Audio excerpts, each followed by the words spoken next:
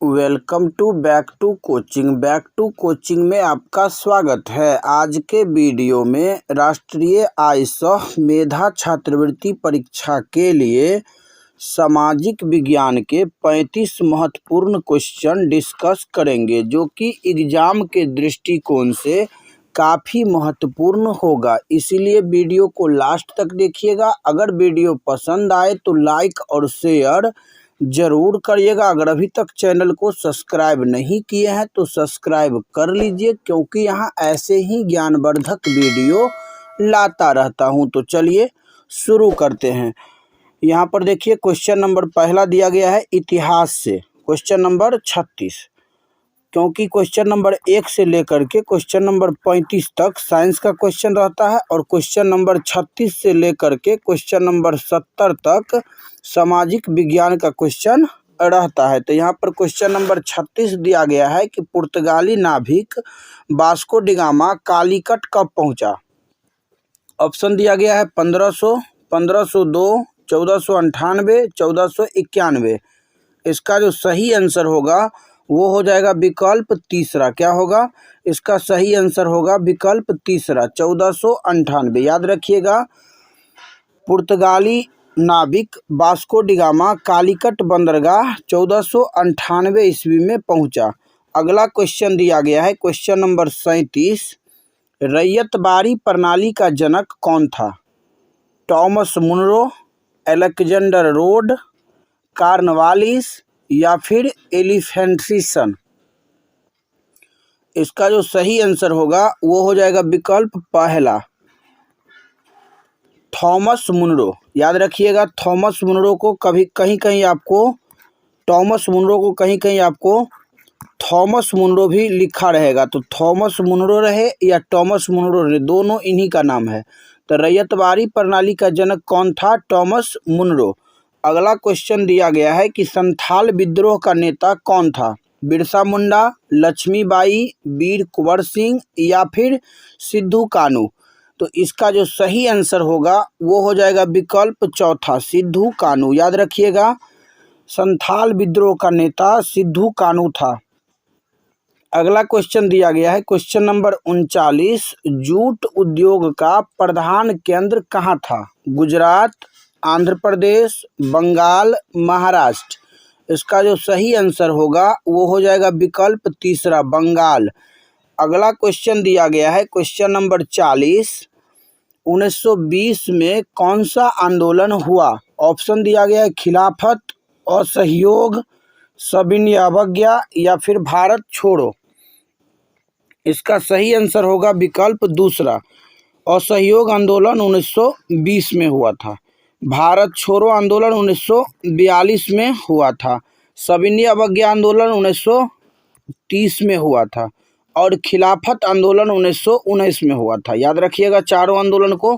खिलाफत आंदोलन पूछा जाए तो 1919, असहयोग आंदोलन 1920, सविनय अवज्ञा आंदोलन 1930 और भारत छोड़ो आंदोलन 1942। अगला क्वेश्चन दिया गया है क्वेश्चन नंबर 41। डांडी किस राज्य में स्थित है? उत्तर प्रदेश, बिहार, गुजरात, पंजाब। इसका जो सही आंसर होगा वो हो जाएगा विकल्प तीसरा, गुजरात। याद रखिएगा, डांडी जो है वो गुजरात राज्य में स्थित है। अगला क्वेश्चन दिया गया है दिल्ली चलो का नारा किसने दिया था? गांधी जी, राजेंद्र प्रसाद, जवाहरलाल नेहरू या फिर सुभाष चंद्र बोस। इसका जो सही आंसर होगा वो हो जाएगा विकल्प चौथा, सुभाष चंद्र बोस। अगला क्वेश्चन दिया गया है क्वेश्चन नंबर 43। काला कानून किसे कहा गया? Rowlatt Act, Ilbert Bill, Wood dispatch, Bengal विभाजन। इसका जो सही आंसर होगा वो हो जाएगा विकल्प पहला, रॉलेट एक्ट। याद रखिएगा, रॉलेट एक्ट 1919 में आया था, और इसे ही महात्मा गांधी के द्वारा काला कानून कहा गया था। अगला क्वेश्चन दिया गया है क्वेश्चन नंबर 44। भारत छोड़ो आंदोलन किस वर्ष हुआ? 1920, 1930, 1935 या 1942। इसका जो सही आंसर होगा वो हो जाएगा विकल्प चौथा। क्या होगा? विकल्प चौथा। 1942। 1920 में हुआ था असहयोग आंदोलन और 1930 में हुआ था सविनय अवज्ञा आंदोलन। 1935 में आया था भारत शासन अधिनियम, ये भी याद रखिएगा। अगला क्वेश्चन दिया गया है क्वेश्चन नंबर 45। क्वेश्चन नंबर 45 है यहाँ पर, संविधान सभा के प्रारूप समिति के अध्यक्ष कौन थे? राजेंद्र प्रसाद, जवाहरलाल नेहरू, सरदार पटेल या फिर B.R. अम्बेडकर यानी कि भीमराव अम्बेडकर। तो इसका जो सही आंसर होगा वो हो जाएगा विकल्प चौथा। संविधान सभा के प्रारूप समिति के अध्यक्ष भीमराव अम्बेडकर थे। अगला क्वेश्चन दिया गया है क्वेश्चन नंबर 46। भारतीय संविधान कब लागू किया गया? ऑप्शन दिया गया है 26 नवंबर 1949, 24 जनवरी 1950, 26 नवंबर 1950, 26 जनवरी 1950। इसका जो सही आंसर होगा वो हो जाएगा विकल्प चौथा। क्या होगा? तो इसका सही आंसर होगा विकल्प चौथा, 26 जनवरी 1950। यहाँ पर बोला जा रहा है कि लागू किया गया, तो लागू किया गया 26 जनवरी 1950। अगर यही क्वेश्चन ऐसे पूछा जाता कि भारतीय संविधान कब बनकर तैयार हुआ, तब हो जाता है आंसर इसका पहला। तैयार पूछा जाएगा तब ऑप्शन क्या हो जाएगा? 26 नवंबर 1949। अगला क्वेश्चन दिया गया है क्वेश्चन नंबर 47। बिहार में चंपारण सत्याग्रह कब शुरू हुआ? ऑप्शन दिया गया 1905, 1912, 1917 या 1925। इसका जो सही आंसर होगा वो हो जाएगा विकल्प तीसरा, 1917। याद रखिएगा, बिहार में चंपारण सत्याग्रह 1917 ईस्वी में शुरू हुआ था। अगला क्वेश्चन अब भूगोल से है, यानी कि ज्योग्राफी से जो है क्वेश्चन दिया गया है question number 48। Steel authority of India limited किस क्षेत्र का उद्योग है? निजी, सार्वजनिक, सहकारी या फिर संयुक्त? इसका जो सही आंसर होगा वो हो जाएगा विकल्प दूसरा, सार्वजनिक। याद रखिएगा, steel authority of India limited सार्वजनिक क्षेत्र का उद्योग है। अगला क्वेश्चन दिया गया है क्वेश्चन नंबर 49। जिस कृषि में किसान मुख्यतः अपने परिवार की आवश्यकता की पूर्ति के लिए खेती करता है उसे कहते हैं नकदी कृषि, बागवानी कृषि या फिर निर्वहन कृषि या फिर वाणिज्यिक कृषि। तो इसका जो सही आंसर होगा क्वेश्चन नंबर 49 का वो हो जाएगा विकल्प तीसरा, उसको हम लोग कहेंगे निर्वाहक कृषि। जिस कृषि में किसान मुख्यतः अपने परिवार की आवश्यकता की पूर्ति के लिए खेती करता है उसे हम लोग क्या कहेंगे? निर्वाह कृषि कहेंगे। अगला क्वेश्चन दिया गया है क्वेश्चन नंबर 50। इनमें से कौन सा जनसंख्या परिवर्तन का कारक नहीं है? जन्म दर, मृत्यु दर, प्रवास या फिर रोजगार?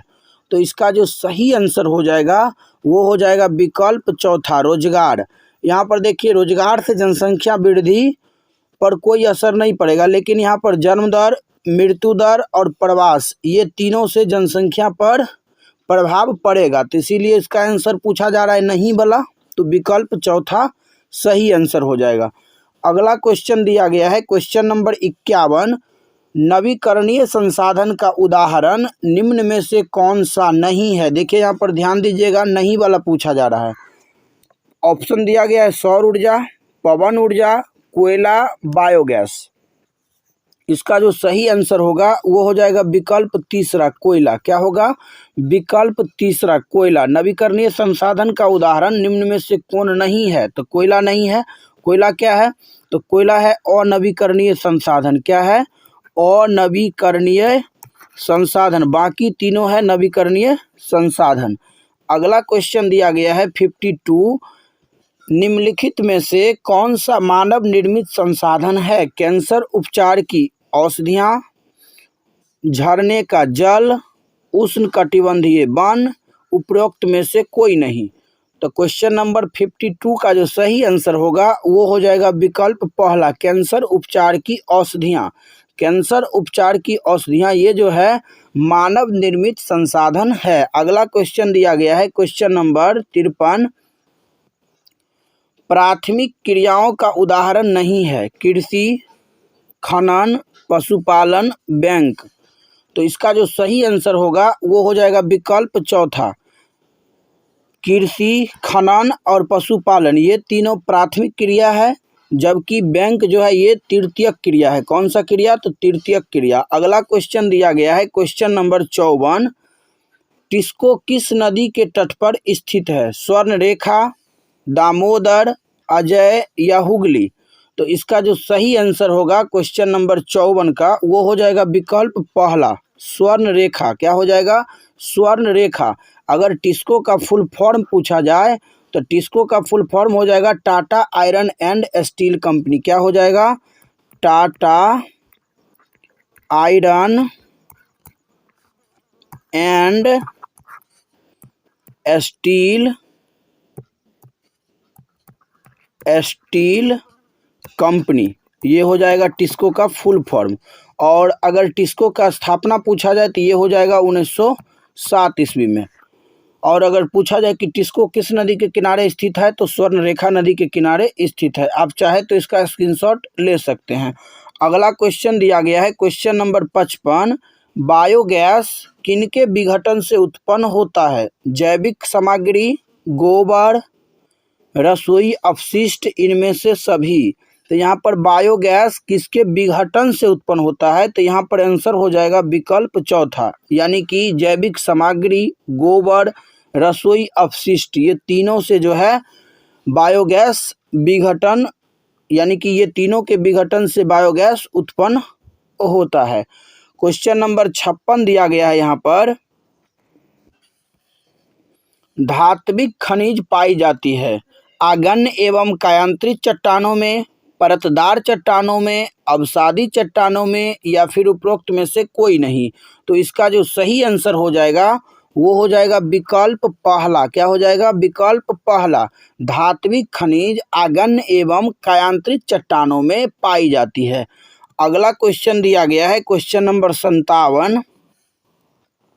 विश्व में लौह अयस्क का सबसे बड़ा उत्पादक देश कौन है?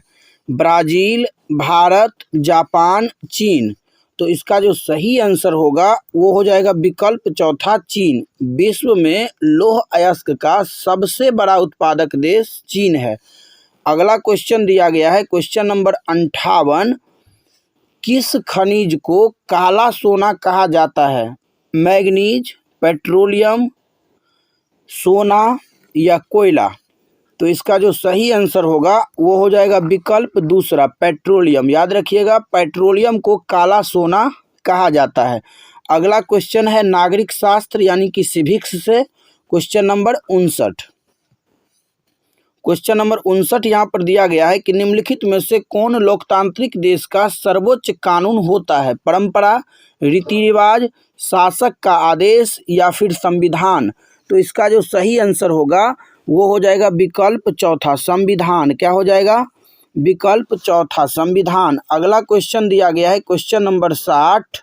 भारतीय संविधान के किस भाग में मौलिक अधिकारों का वर्णन है? भाग 2, भाग 3, भाग 4 या फिर भाग 5।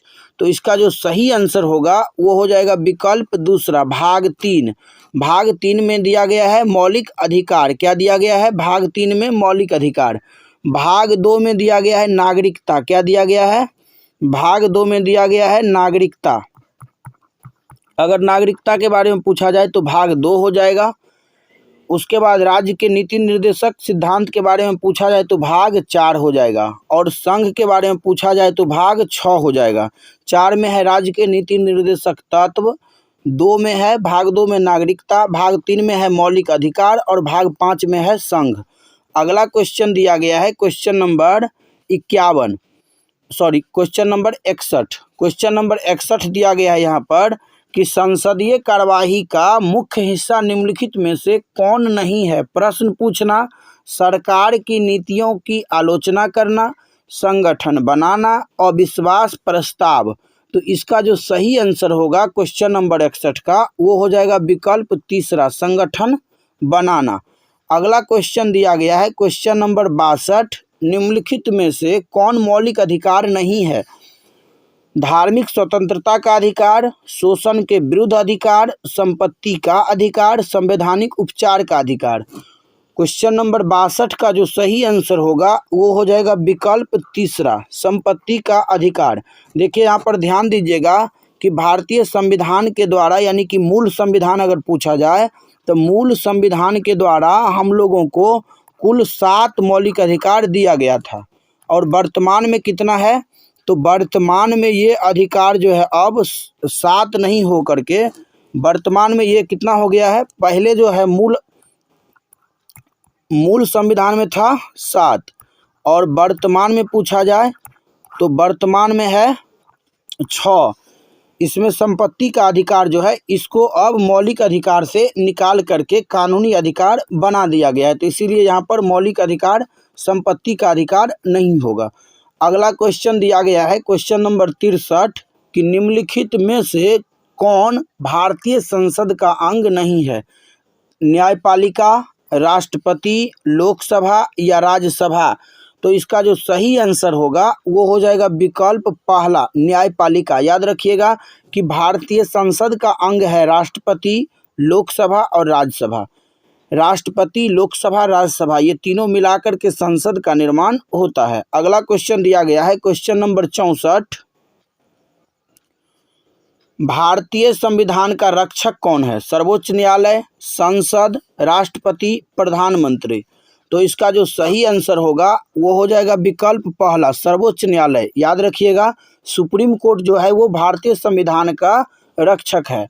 अगला क्वेश्चन दिया गया है क्वेश्चन नंबर 65, भारत में विधिक सेवा प्राधिकार प्रभावी है 1995 से, 1998 से, 2000 ईस्वी से या 2005 ईस्वी से। तो इसका जो सही आंसर होगा वो हो जाएगा विकल्प पहला, भारत में विधिक सेवा प्राधिकार 1995 से प्रभावी है। यहीं पर अगर स्थापना पूछा जाए भारत में, यहाँ पर विधिक सेवा प्राधिकार की स्थापना, तो स्थापना हो जाएगा 1987 ईस्वी, ये भी याद रखिएगा। अगला क्वेश्चन दिया गया है क्वेश्चन नंबर 66, निम्नलिखित में से कौन उपभोक्ता सहकारी समिति की विशेषता नहीं है? लाभ का समान वितरण, सदस्यों का समान अधिकार, जातिवाद का महत्व या रोजगार में वृद्धि। तो इसका जो सही आंसर होगा वो हो जाएगा विकल्प तीसरा, ये जो है विशेषता नहीं है, बाकी ये तीनों उपभोक्ता सहकारी समिति की विशेषता है। अगला क्वेश्चन दिया गया है क्वेश्चन नंबर 67, क्वेश्चन नंबर 67 यहाँ पर दिया गया है कि सहकारिता एक संगठन है, ऐच्छिक संगठन, कानूनी संगठन, अनिवार्य संगठन या स्वाभाविक संगठन। तो इसका जो सही आंसर होगा वो हो जाएगा विकल्प पहला, सहकारिता एक ऐच्छिक संगठन है। कैसा संगठन है? तो ऐच्छिक संगठन है। अगला क्वेश्चन दिया गया है क्वेश्चन नंबर 68, कुपोषण रोकने के लिए काम कर रहे अंतर्राष्ट्रीय संस्थाएं निम्नलिखित में से कौन सा है?